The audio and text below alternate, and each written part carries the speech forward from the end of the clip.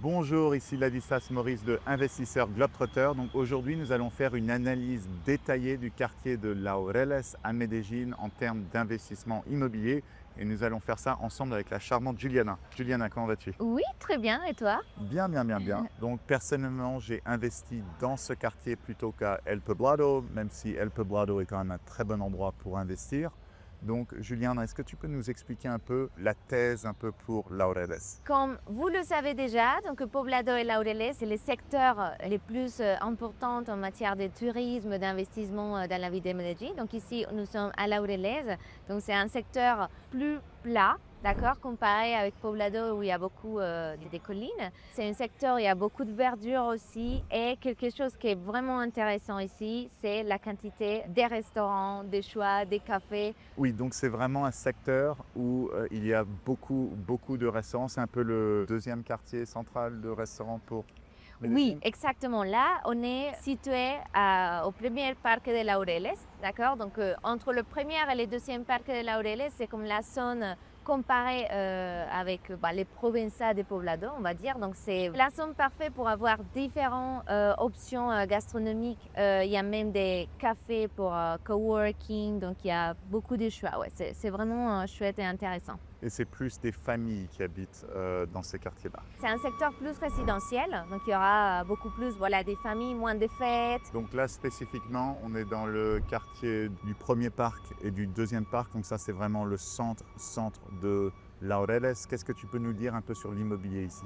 Ici, nous sommes dans la partie la plus importante de Laureles où le prix par mètre carré est le plus élevé. Et en termes de taux d'occupation avec les locataires? Ça peut être entre 85 et 90% par mois dans un monthly rental traditionnel. Donc trouver des locataires ici spécifiquement pour ce quartier de Laureles, vraiment très très facile, pas un problème du tout. On va aller vraiment regarder tous les micro-quartiers. Donc ça, c'était un peu le premier micro-quartier, le centre de Laureles. Et maintenant, on va aller voir les autres micro-quartiers et on va aller voir Setenta maintenant. Parfait. Donc la rue de la Fête. Allons-y. Allez, on y va. Donc Juliana, où sommes-nous? Ici, nous sommes à la UPB, donc l'Université Pontificia Bolivariana. C'est une université privée située ici à Laureles. C'est une des plus importantes universités privées en Medellín. Et donc combien d'étudiants à peu près? Donc ici, il y a un peu plus de 30 000 étudiants. Donc pour bien comprendre la thèse, il y a une université avec 30 000 Colombiens ici. Et après, il y a une rue, la Setenta, avec que des bars et des boîtes de nuit tout du long. Exactement. Ici, derrière nous, c'est les plus importantes rues à Laureles. Donc, bien sûr, la Setenta. Il y a beaucoup de bars, des boîtes de nuit et c'est une rue assez dynamique. En termes d'investissement, c'est très proche de Primer Parque, de Secunde Parque, donc c'est intéressant. Les gens aiment bien vivre ici, mais par contre, il faut faire attention, c'est ça? C'est vrai que même, je ne sais pas si vous arrivez à entendre un peu dans la vidéo, il y a beaucoup de bruit, donc il y a beaucoup de voitures passantes. Peut-être côté investissement pour quelqu'un qui souhaite un appartement et être tranquille, bien dormir, c'est peut-être un point à considérer. Beaucoup de trafic pendant la journée et la nuit, des bruits de bars, de boîtes de nuit, etc. Et du reste, c'est un peu un des problèmes avec ce nouveau bâtiment. Très bien placé, joli. Vous managez des appartements là-dedans, dans celui-là? Oui, justement, c'est pour cela que je te le dis, parce que on a eu des clients qui se sont plaints par rapport au bruit. Voilà, donc il faut faire bien attention si vous investissez ici, de bien faire attention au bruit, d'avoir des bonnes fenêtres, etc. Très bien, donc maintenant on va aller voir le micro-quartier de... Santa Teresita. Très bien, allons-y. Allez, on y va. Très bien, donc parle-nous de ce quartier. Donc ici, on est dans le quartier de Santa Teresita. C'est un quartier nettement résidentiel. Il y a beaucoup de gens âgés et il y a beaucoup de bâtiments aussi qui sont assez vieux. Donc ici, nous pouvons trouver des appartements avec beaucoup de mètres carrés qui peut-être peuvent être un bon deal, mais qui auront besoin de travaux de rénovation. Donc en fait, les prix au mètre carré ne sont pas donnés ici, parce que c'est un quartier qui est assez cher à la base. Exactement. Et j'ai oublié de te dire, donc ici, exactement, nous sommes dans un parc à côté de l'église Santa Teresita, que c'est un des points iconiques dans le secteur. Voilà, donc je me souviens, quand je cherchais moi-même pour investir ici à Laureles, j'aimais beaucoup ce quartier parce qu'il est très tranquille, Et je voulais justement avoir des clients qui seraient des familles ou des groupes de déjornomas qui veulent juste travailler chez eux tranquillement. Mais comme tu dis, en fait, le prix au mètre carré est assez élevé, assez similaire à Primer et Segundo Parque dans C'est beaucoup ça. de cas. Uh-huh. Mais les étrangers cherchent moins à rester ici. Donc en fait, vous vous retrouvez avec un rendement locatif souvent qui est inférieur à l'autre quartier là-bas, le premier qu'on a vu. C'est pour ça, du reste, vous, avec votre agence, vous ne vendez pas beaucoup dans ce quartier-là. S'il y a quelque chose, un appartement, un prix d'opportunité, ça pourrait être intéressant, mais on conseille toujours d'autres secteurs que nous va voir aujourd'hui, donc première et deuxième parc de Laureles, si c'est un projet nettement d'investissement. Très bien. Et maintenant, on va aller voir le quartier de, San Joaquin. voilà, où j'ai moi-même investi. Super. Allons-y. Allez, on y va? Très bien. Donc, Juliana, tu essayes de tricher un peu là? Oui, bien sûr. Finalement, je suis à ton hauteur. Presque. Très bien. Donc, parle-nous du quartier de San Joaquin. D'accord, donc ici, nous sommes entre deux quartiers importants. C'est le premier et deuxième parc de Laureles et derrière, c'est le quartier des Conquistadores.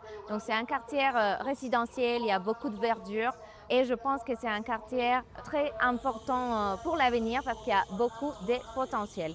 Donc, derrière, là, on voit des bâtiments assez grands.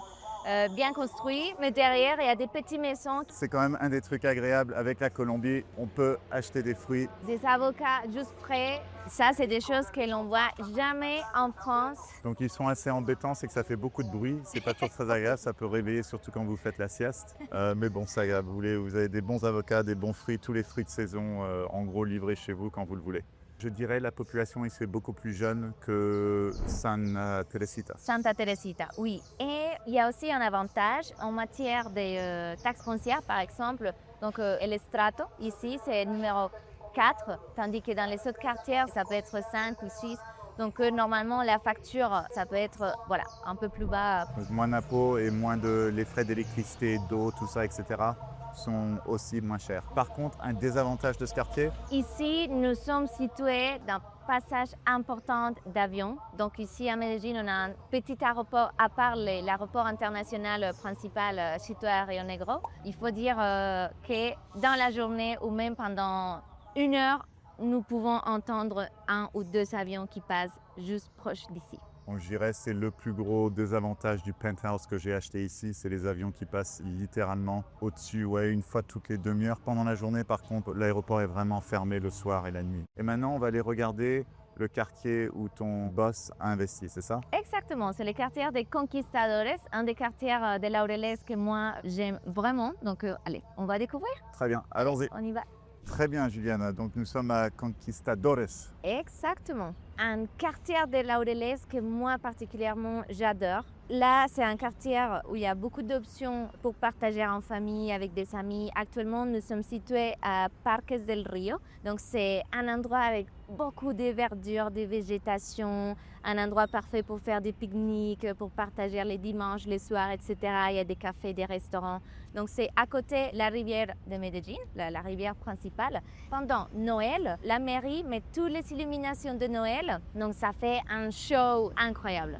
Et au niveau du prix au mètre carré, c'est même moins cher que le San Teresita. Exactement. Ça peut être $200 approximativement moins cher par mètre carré. Et donc un des avantages en fait, c'est qu'ici, on est tout près du centre de Laureles, mais on est aussi très proche de Poblado. Donc quand on souhaite aller à Poblado, on n'a pas le trafic de Laureles. Exactement, c'est un point très très très positif. Donc comme tu viens de dire, c'est la partie la plus proche du centre de Medellín et de Poblado, donc ça facilite beaucoup la communication, le transport. Et donc c'est un quartier que les étrangers n'ont pas encore trop découvert, c'est ça? Oui, exactement. C'est vrai que c'est un quartier résidentiel aussi, donc il y a beaucoup de familles et c'est pas un quartier renommé pour les investisseurs par exemple, mais il y a beaucoup d'atouts à tenir en compte. Par contre, je pense l'idéal dans ce quartier ici, ça serait de prendre quelque chose d'exclusif, par exemple un penthouse avec des belles finitions, une belle terrasse, etc. Parce que c'est pas comme les quartiers des premiers et deuxième parcs de Laureles où peut-être un étage plus bas, bien rénové avec une déco assez jolie, ça se loue facilement. Ici à Conquistadores, c'est pas le même point. Donc le premier endroit où on était allé, en gros, il y a tellement de demandes qu'on peut avoir n'importe quoi et ça marchera. Mais ici, il faut vraiment faire quelque chose d'un peu spécial. Donc nous allons maintenant aller au dernier quartier. Et ça, c'est le quartier un peu plus pour les gens qui sont aventureux. Donc tu appelles ça pour les... Pour les pionniers. Ok, donc voilà, quand un agent immobilier vous dit ça, vous savez qu'il faut faire très attention. Donc on va les regarder. Allez, on va découvrir, on y va. Très bien Juliana, donc parle-nous de ces quartiers pour investisseurs un peu pionniers. Actuellement, nous sommes dans le secteur des estadios. L'estadio est juste à côté, donc c'est l'endroit pour des concerts, pour beaucoup d'événements dans la ville.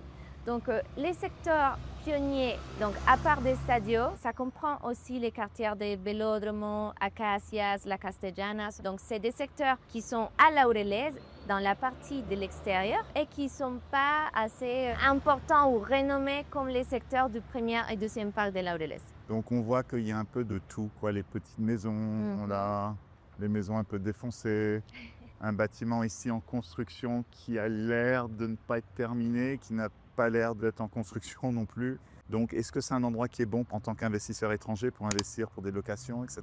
En parlant de sujet, par exemple, prix par mètre carré, oui, il peut y avoir des options intéressantes, mais il faut dire que ce n'est pas les secteurs qui attirent beaucoup plus les touristes. Même comme on disait au début de la vidéo, dans d'autres quartiers, s'il y a un bon deal, s'il y a un vendeur qui souhaite vendre dans un bon prix, genre avec une belle rénovation, bonne décoration, jacuzzi, des atouts, ça peut être un appartement assez intéressant, mais pour un public cible. Donc par exemple des backpackers. Voilà, donc il faut faire attention quand on rentre dans le jeu de les trucs pas chers, il y a toujours quelqu'un de moins cher. Il faut vraiment bien jouer ses cartes si on investit ici. Est-ce que dans votre agence, vous gérez plus d'une centaine d'appartements, c'est ça? C'est ça, exactement. Vous aidez les gens à trouver des appartements aussi. Est-ce que vous avez trouvé beaucoup d'appartements ici pour vos investisseurs? Pas vraiment. Nous n'avons pas d'appartements ici dans ce secteur spécifique parce que nos investisseurs se focalisent surtout dans d'autres secteurs plus valorisés. De manière générale, c'est plus difficile de faire du rendement ici. Même si c'est Laureles. Et même si c'est moins cher. Exactement. Voilà, donc c'est pas parce que c'est moins cher que les rendements seront plus élevés. C'est important de comprendre ça. Très bien, donc ensemble, on a fait plusieurs études de cas vraiment extrêmement détaillées en termes d'appartements que vos investisseurs ont achetés. Et on voit vraiment les chiffres de rendement locatif précis avec tous les frais déduits, etc. pour arriver à des chiffres nets. Donc il y a un lien en dessous avec l'article entier sur toutes ces études de cas et surtout aussi sur le guide pour investir ici à Medellín. Et si vous souhaitez contacter la charmante Juliana, il y a aussi un lien en dessous pour la contacter. Et donc, tu peux aider les gens à trouver des investissements ou si les gens veulent louer aussi ou sinon pour gérer leurs appartements, c'est ça? Bien sûr, même si vous souhaitez un appel pour avoir plus de détails, plus d'informations ou même venir directement chez nous, dans notre bureau, je serai contente de vous montrer tous les chiffres, les options pour louer et pour acheter et bien sûr vous accompagner dans toute la procédure d'investissement. Voilà, et vous aidez aussi les francophones à obtenir des visas ici. Exactement. Très bien, donc il y a aussi un lien en dessous avec plus d'informations sur ce service. Ok, Juliana, merci beaucoup. Bon, merci à toi, à très bientôt j'espère. N'oubliez pas de télécharger mon e-book gratuit 12 erreurs à éviter lorsque l'on investit dans l'immobilier international que vous trouverez sur mon site qui contient aussi de nombreux articles sur l'immobilier et l'expatriation. À bientôt.